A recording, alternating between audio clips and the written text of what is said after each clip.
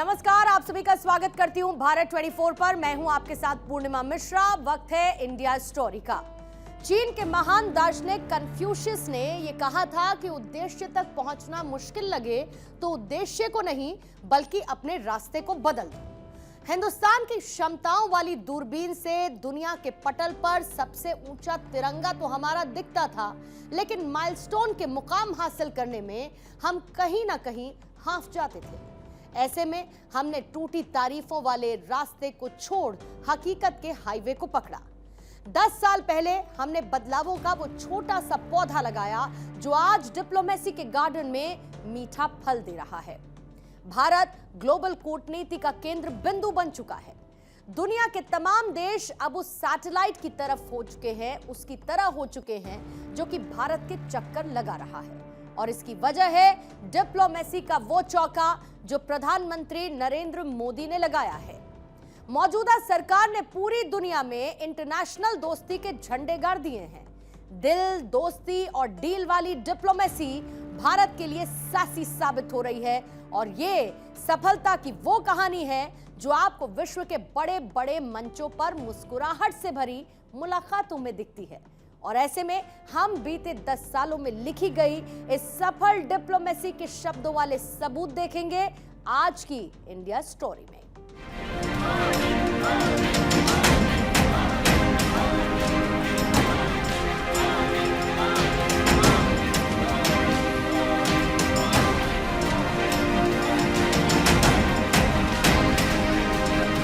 हमारी डिप्लोमेसी अगर प्रोटोकॉल में फंसी रहेगी तो हम परफॉर्म नहीं कर पाएंगे।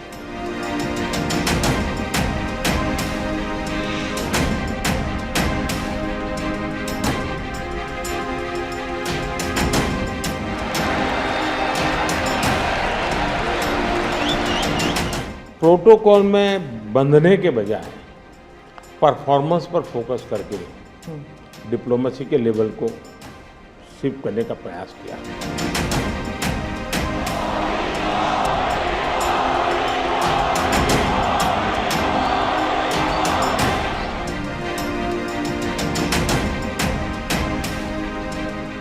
इंडिया स्टोरी में हमारा मानना है कि भाषा जितनी सरल होगी आपके लिए उस जानकारी को समझना उतना ही सरस हो जाता है। साल 1969 में एक फिल्म आई थी महल, और इस फिल्म में गीत था ये दुनिया वाले पूछेंगे मुलाकात हुई क्या बात हुई। ये सवाल हमारे देश में बीते 10 सालों से किसी सराउंड साउंड की तरह गूंज रहा है। प्रधानमंत्री नरेंद्र मोदी जब भी किसी विदेशी यात्रा पर जाते हैं उनकी मुलाकात मीडिया के हर माध्यम में ट्रेंडिंग होने लगती है।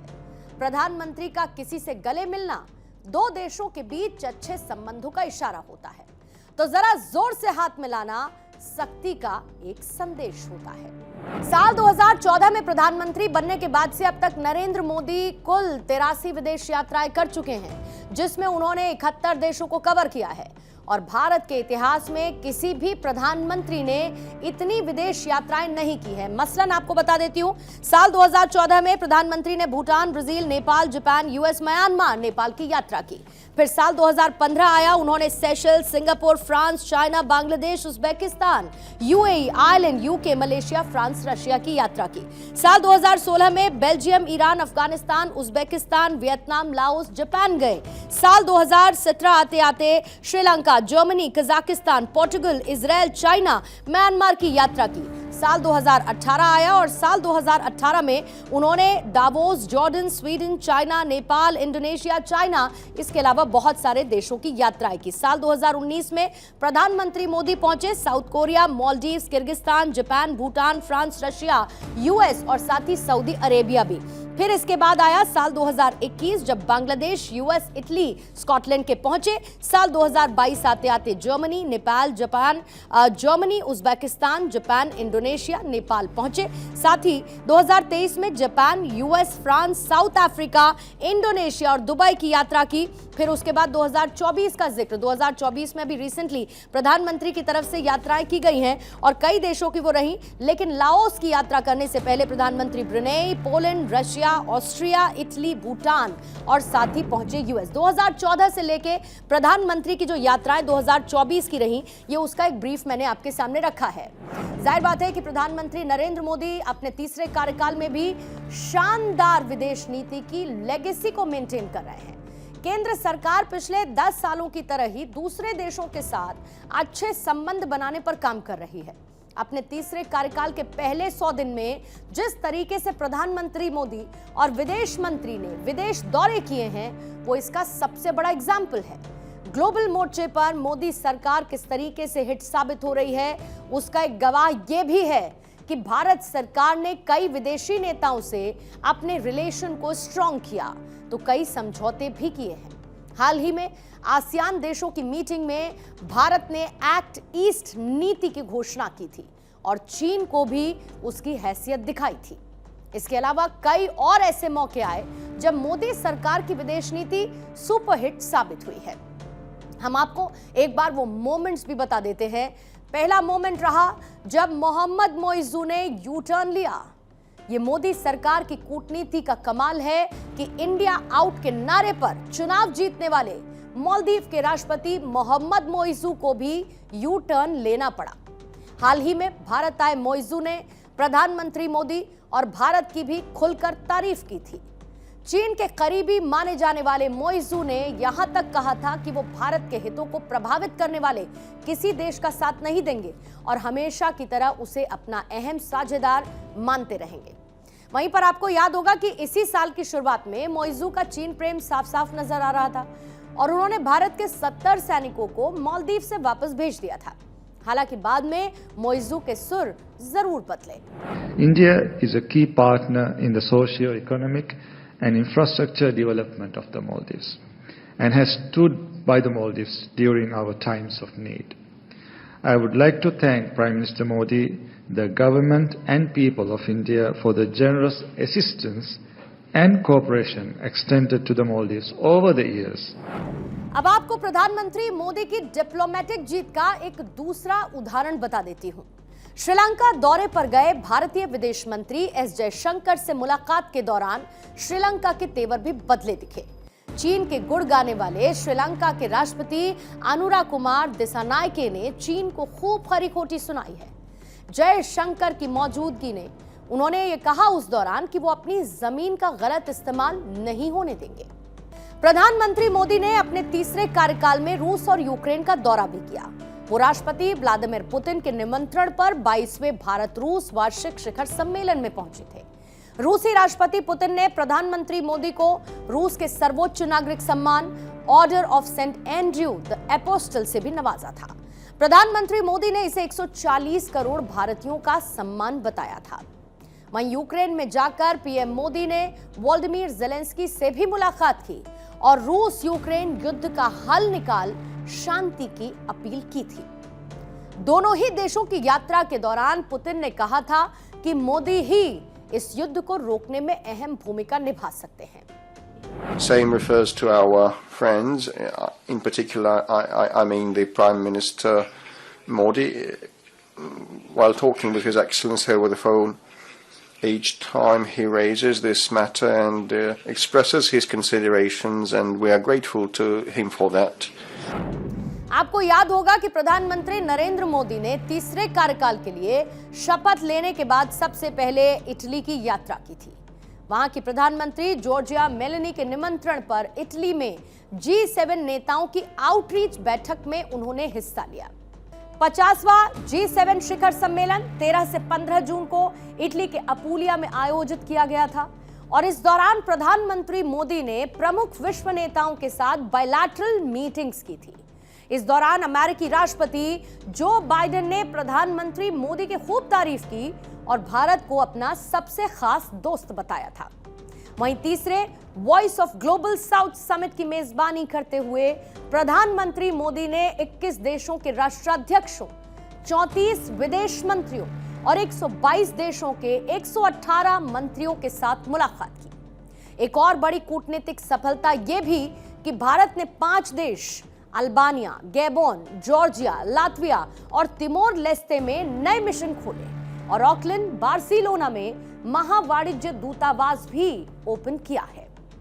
कहते हैं कि दिल का रास्ता पेट से होकर जाता है और प्रधानमंत्री नरेंद्र मोदी के दिल, दोस्ती और डील वाली डिप्लोमेसी में इसकी तस्वीरों वाले सबूत भी मौजूद हैं। जरा इन तस्वीरों को आप देखिए। इसमें प्रधानमंत्री नरेंद्र मोदी के साथ जापान के प्रधानमंत्री फूमियो किशिदा हैं। ये तस्वीरें बीते साल 20 मार्च की हैं, जहां पर प्रधानमंत्री मोदी फूमियो किशिदा के साथ गोलगप्पे खाने के मजे ले रहे हैं, कुल्हड़ में लस्सी पी रहे हैं। अब आप जरा सोचिए, कभी आपने ऐसी कल्पना की थी कि दो राष्ट्राध्यक्ष एक साथ भारत में गोलगप्पे खाते हुए देखे जा सकते हैं?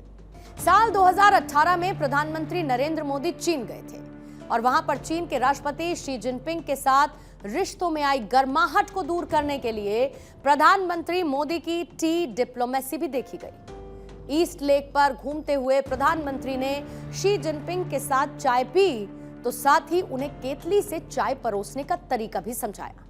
ये तस्वीरें पूरी दुनिया में वायरल हुई और इसके बाद एक ऐसी तस्वीर जिसे शायद ही कोई भूल सकता हो।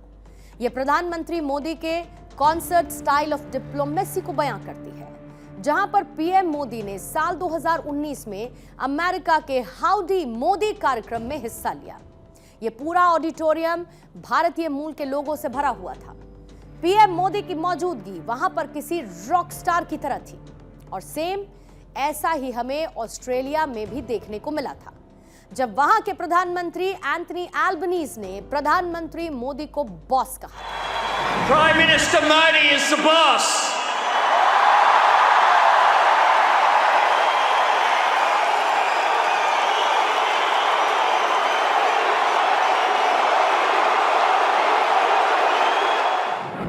अब आप इन तस्वीरों में ये जो इंडियन डायस्पोरा देखते हैं, इसे प्रधानमंत्री नरेंद्र मोदी राष्ट्रदूत कहते हैं।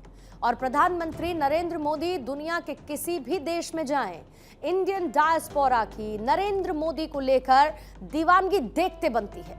अभी सितंबर का महीना, प्रधानमंत्री नरेंद्र मोदी अमेरिका के न्यूयॉर्क पहुंचे थे और वहां पर इंडियन डायस्पोरा से बात करते हुए उन्होंने जो कहा, आपको भी एक बार जरूर सुनना चाहिए। आप सब मेरे लिए हमेशा से भारत के सबसे मजबूत ब्रांड एम्बेसडर रहे हैं।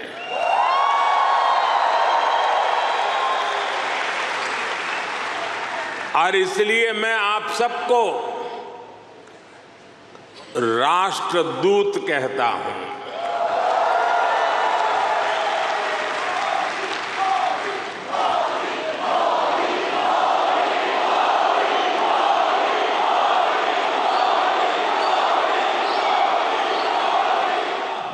मतलब भारत के लिए विदेश में रहने वाले उसके लोग राष्ट्रदूत की तरह हैं। अब बात करते हैं उन सम्मेलन की जहां पर दुनिया भर की बड़ी बड़ी ताकतों का मेला लगा था और इस मेले का मेजबान भारत था। G20 का 18वां समिट ऐतिहासिक रहा। भारत ने संयुक्त घोषणा पत्र पर दुनिया के दिग्गजों के बीच न सिर्फ सहमति बनवाई, बल्कि पुराने साझेदार रूस से दोस्ती भी निभाई और यूक्रेन युद्ध में रूस के नाम का जिक्र तक नहीं होने दिया। इसे भारत की बड़ी कूटनीतिक जीत माना जा सकता है। भारत ने G20 के बहाने पूरी दुनिया को अपनी ताकत का एहसास करा दिया। देश भर में कुल 10 महीने में 58 शहरों में ताबड़तोड़ 200 से ज्यादा बैठकें की गई और दुनिया भर से जुड़े हुए हर एक टॉपिक, हर एक मुद्दे पर चर्चा, सुझाव और प्रस्ताव लिए गए और भारत ने इस समिट के जरिए दुनिया की आशाओं को नए पंख दिए और युद्ध की बजाय शांति सौहार्द का संदेश भी दिया है। G20 घोषणा पत्र में सभी देशों ने किसी भी तरीके के आतंकवाद की निंदा की है, पवित्र ग्रंथों के खिलाफ हिंसा जैसे धार्मिक घृणा के मामलों को समाप्त करने की बात कही। साथ ही बात हुई कि दुनिया में तेजी से विकास करने वाले शहरों को फंड दिया जाएगा। भारत की पहल पर वन फ्यूचर अलायंस बनाया जाएगा। ग्लोबल बायोफ्यूल अलायंस की शुरुआत की गई और इस अलायंस में भारत, अमेरिका और ब्राजील होंगे। इन दोनों देशों का एथेनॉल उत्पादन में क्योंकि अहम रोल है और इसका समर्थन विश्व आर्थिक मंच, अंतर्राष्ट्रीय ऊर्जा मंच और अंतर्राष्ट्रीय ऊर्जा एजेंसी जैसे संगठन भी करेंगे। तय यह हुआ कि ग्लोबल साउथ की प्राथमिकताओं पर, उनकी प्रायोरिटीज पर जोर दिया जाएगा। क्रिप्टो करेंसी पर ग्लोबल पॉलिसी बनाने की दिशा में बातचीत की जाएगी। G20 में Bharat, middle east, Europe economic corridor का ऐलान किया गया और इसमें भारत, संयुक्त अरब अमीरात, सऊदी अरब, यूरोपीय संघ, फ्रांस, इटली, जर्मनी और अमेरिका को शामिल किया गया। इस कॉरिडोर के जरिए शिपिंग और रेलवे लिंक समेत कनेक्टिविटी और बेसिक इंफ्रास्ट्रक्चर पर एक ऐतिहासिक पहल की गई है। ये तो हुई भारत की डिप्लोमेसी के ऑल टोटल एंगल्स की बात। अब हम बात करते हैं उस छवि की जो कि प्रधानमंत्री मोदी ने दुनिया भर में भारत की बनाई है, जिसकी धाक और लोकप्रियता का ग्राफ शब्दों में बयां करने की जरूरत नहीं, ये खुद ब खुद नजर आ जाता है। देश के प्रधानमंत्री नरेंद्र मोदी की उन तस्वीरों में जो समय समय पर पूरी दुनिया ने देखी है और आज भी दुनिया देख रही है। यह प्रधानमंत्री मोदी का दुनिया में बढ़ता कद ही है जो आज अलग अलग इन वर्ल्ड लीडर्स के साथ मोदी की केमिस्ट्री और कूटनीतिक रिश्ते किस तरीके से मजबूत हुए, ये समय समय पर दिखाई दिया है। फिर चाहे वो यूक्रेन दौरे पर प्रधानमंत्री की जेलेंस्की के साथ मुलाकात हो या फिर इसी साल 9 जुलाई को पीएम मोदी का रूस दौरा, इजराइल के पीएम बेंजामिन नेतन्याहू के साथ मोदी से लेकर अमेरिका के राष्ट्रपति जो बाइडेन और फ्रांस के राष्ट्रपति इमानुएल मैक्रों, इटली की पीएम जॉर्जिया मेलोनी के साथ पीएम मोदी की मुलाकात की ये तस्वीरें जो ये बताती है कि कैसे प्रधानमंत्री नरेंद्र मोदी ने सभी देशों से कूटनीतिक रिश्ते कायम करते हुए सभी महाशक्तियों को एक साथ साधा है। दुनिया में इस समय कई देशों के बीच जंगी माहौल है और इसी बीच युद्ध के मैदान से भारतीयों की सकुशल वापसी प्रधानमंत्री मोदी की डिप्लोमेसी का ही नतीजा है। हर मोर्चे पर प्रधानमंत्री नरेंद्र मोदी ने बड़ी भूमिका निभाई, कुशल रणनीति का परिचय दिया जो कि दूसरे ताकतवर मुल्कों के लिए मिसाल बना। दुनिया पर जब जब कोई संकट आया, प्रधानमंत्री मोदी संकट मोचक बनकर सामने आए और दुश्मन हो या फिर दोस्त, सभी को गले लगाया। जब जब विदेशी जमीन पर भारतीयों पर कोई भी संकट आया, प्रधानमंत्री ने वो कदम उठाए, वो फैसले लिए जो कि नजीर बनकर हम सबके सामने हैं। यूक्रेन जंग में फंसे हुए भारतीय छात्रों की वतन वापसी करवाई, इजराइल में फंसे हुए भारतीयों की सकुशल वापसी करवाई, कतर में 8 भारतीय पूर्व नौ सैनिकों की रिहाई हुई, तो सूडान में गृह युद्ध के दौरान हजारों भारतीयों को बचाया।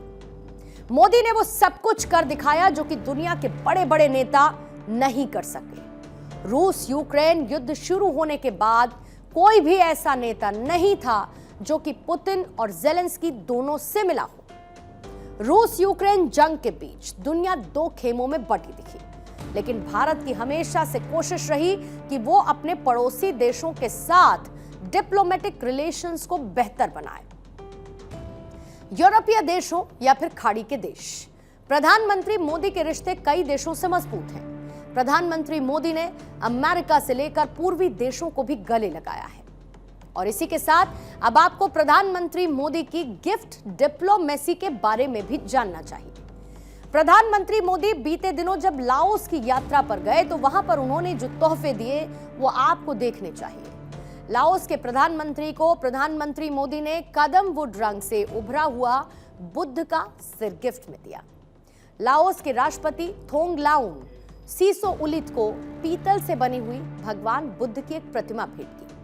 राष्ट्रपति की पत्नी को सादेली बॉक्स में पाटन पटोला दुपट्टा भेंट किया। यहाँ पर पटोला को संस्कृत शब्द पट्टू से लिया गया है जिसका अर्थ रेशमी कपड़ा है। इससे पहले जापान के प्रधानमंत्री को चांदी से बने हुए मोर की मूर्ति को गिफ्ट किया था। यह भारत के पश्चिम बंगाल के कारीगरों की प्रतिभा को दर्शाता है। न्यूजीलैंड के प्रधानमंत्री क्रिस्टोफर लक्सन को लैंप का सेट तोहफे में दिया। ये महाराष्ट्र के कारीगरों का बनाया हुआ चांदी का लैंप है। थाईलैंड के प्रधानमंत्री को पैंटोगटान शिनावात्रा को शानदार नक्काशी वाला एक मेज गिफ्ट किया। इस मेज को लद्दाख के कारीगरों ने बनाया था। अब आप बहुत ध्यान से इसको समझिए। प्रधानमंत्री नरेंद्र मोदी भारत में निर्मित शिल्पकला, संस्कृति, भारत के भाव को तोहफे की शक्ल में दुनिया के राष्ट्राध्यक्षों तक पहुंचा चुके हैं। और ये भारत की वो सॉफ्ट पावर है जो कि दूसरे रास्ते से भारत को ग्लोबल लीडर बनने की मंजिल तक लेकर जा रही है। पहला रास्ता क्या है? पहला रास्ता वो है जिस पर एक शख्सियत, एक अकेला दुनिया के बड़े बड़े वैश्विक नेताओं की रेटिंग्स को ब्रेक कर रहा है।